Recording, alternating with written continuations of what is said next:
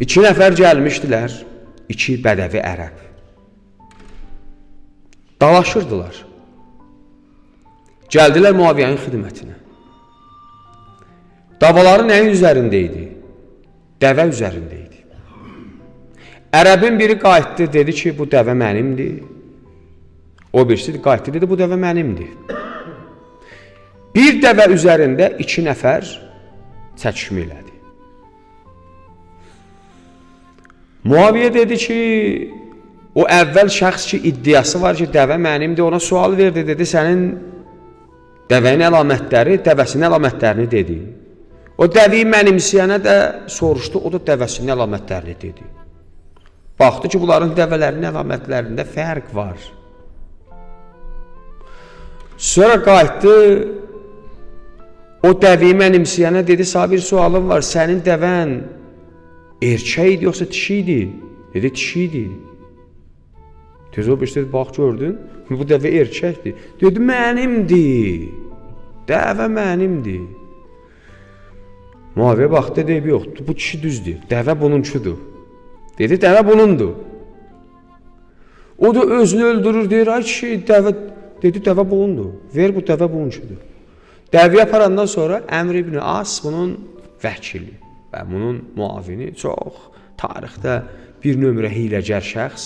Gülür, deyir ki, bax bu cəmiyyətin halına bax. Bunlar hələ erkəkdən dişi ayırd eləyə bilməyən bir cəmiyyəti biz yaxşı idarə eləməyi bacarırıq. Suffeyn müharibəsi ən ağır müharibə idi. İndi baxın, yumuşaq müharibəyə baxın. Qılınc, qalxan, ox, nizə, döyüş, qan 7 qədəm qalıb Muaviyyə lənətullahın kökünü kəsə, xeyməsini tarmar eləyə, ağır müharibədən taktiki hərrədilər yumuşaq müharibəyə.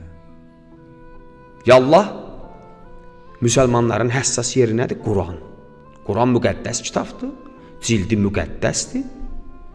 Qoymayın, o cildləri parça-parça eləyin, nizələrə qaldırın, əlinizdə bu cür tutun, saxlayın.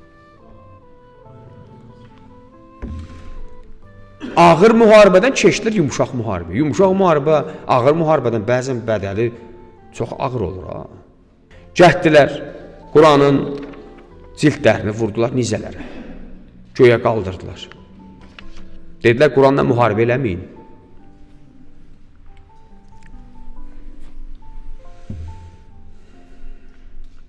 Əleyhisselam dedi, gedin müharibəyə. Dayanmayın. Dedi, dayanmayın. O kağız parçaları, o dərilər, onlar sakit Qurandır. Natiq Quran mənəm. Gedin müharibəyə. Müharibəyi dayandırmayın. Dedilər, nə danışırsın? Nə sakit Quran, nə natiq Quran.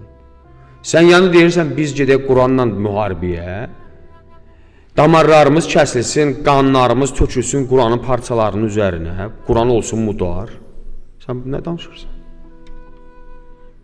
Müharibəyi dayandırdılar. Və qayıtdılar Əleyhisselamın xeyməsini mühasirə elədilər. Dedilər, malikəşləri geri qaytar. Həmən gün Əleyhisselam soyuq müharibədə uduzdu. Kim elədi bunu? Müsəlmanlar. Müsəlmanların kim beynini çaşdırdı? Əmraslar. Bugün də budur. İnsanların ağlı gözündədir. Gözündə də döyə bugün, maraqlı budur. Bədbəxt budur, gözünlə də görür, bəzən gözündə də döy. Və bunun harasındadır, bunun ağlı bilmirəm. Bugün bu boyda fəlakət müsəlmanların başına gəlir.